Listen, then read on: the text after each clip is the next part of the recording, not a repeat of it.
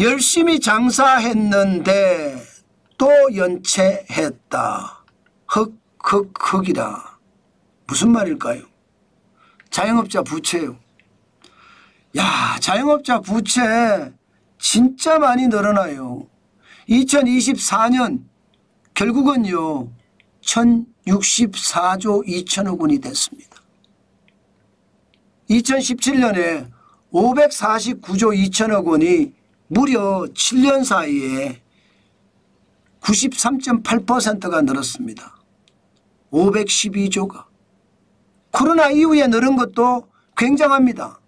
코로나19 이후에 늘은 게 2019년에 684조 9천억 원이었거든요.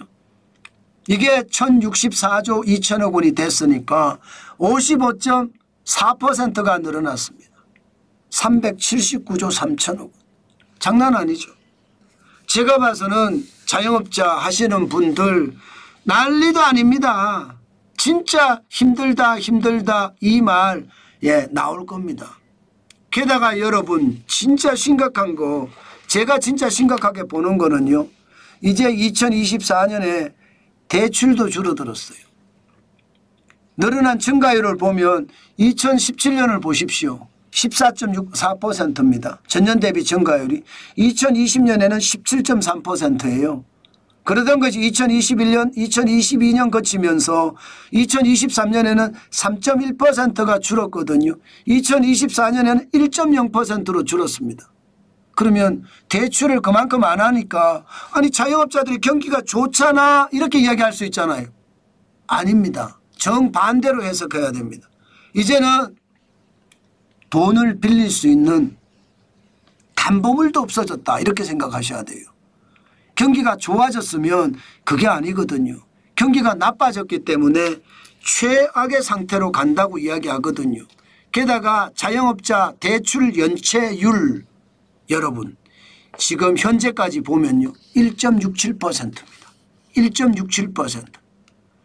일반적으로 대출 연체율이 0.5%가 넘어선다 이러면 시장에 경고음이 들어왔다.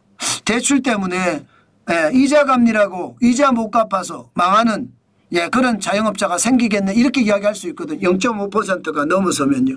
그런데 1.67%예요. 1.67%는요. 결국 말입니다. 결국 자영업자들이 줄줄이 나가 떨어질 수도 있다는 뜻이에요. 게다가 대출마저도 이제 할 방법이 없으니까 이제는 더 많이 망할 수밖에 없다는 이야기가 되는 겁니다. 그럼 어떤 사람들이 망하느냐. 지금 최악의 자영업자들이 있습니다. 취약차주들 말입니다. 취약차주가 뭐냐. 다중채무자이면서 저소득 저신용인 대출자예요. 다중채무자는 은행 세 군 금융기관이죠. 금융기관 세 곳 이상에서 돈을 빌린 사람을 다중채무자라고 합니다. 예를 들어 1금융권에서 빌리고요. 뭐 국민은행에서 빌리고요. 새마을금고에서 빌리고요. 카드론 빌리고 이러면 다중채무자가 되는 거예요. 그런데 이 다중채무자들이 지금 대출액도 많아지고 수도 굉장히 많아집니다. 2019년에 대출액이 68조였거든요. 그런데 2024년을 보십시오. 125조 4천억 원입니다. 이게 5년 만에 84.4%가 늘었습니다. 57만 4천 죄송합니다. 이게 57만 4천 명이 아닌데 57조죠. 57조 4천억 원이 늘었습니다. 57조 4천억 원. 엄청나죠. 진짜로 엄청납니다. 그런데 숫자를 보십시오. 숫자를 보시면 2019년에는 취약차주가 23만 9천 명이었거든요. 2024년에는 취약차주가 42만 7천 명이에요. 그럼 이들이 망할 수 있다는 거잖아요. 이들이. 지금 말입니다. 결국 취약차주들은요. 돈을 더 이상 빌릴 수가 없으면 망합니다.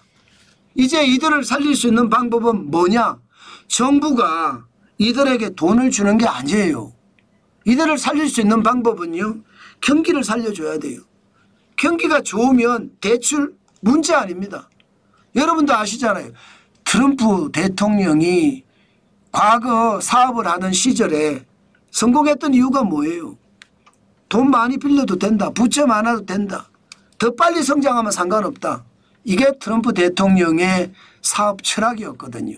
실제 지금 트럼프 대통령이 미국 경제를 운영하는 것도 그래 지금 우리가 돈을 많이 뿌리고 있는 거 사실이야. 그런데 더 많이 벌었게. 그러면서 관세를 올리는 것 아니겠습니까? 그거하고 마찬가지로 경기가 좋아지면 자영업자 빚 우습습니다. 갚을 수 있습니다. 그런데 경기가 안 좋아지면 최악의 상태가 되겠죠. 지금 현재가 지금 자영업자들은 진짜 최악의 상태로 간다 이렇게 이야기합니다. 예, 원만한 곳에서는요 무너지고 있거든요. 여러분 보시다시피 이게 수산물 도매상이에요. 도매상. 수산물 도매상들이 줄줄이 무너진다. 여러분 도매상은 진짜 웬만해서 안 망해요. 웬만해서. 게다가 20년 30년 했던 사람들은요 노하우가 있기 때문에 예, 망할 수가 없습니다. 그런데 지금 도매상들이 망하고 있다는 거. 이것은요 우리 경제가 진짜 어려워진다는 거예요. 그만큼 말입니다.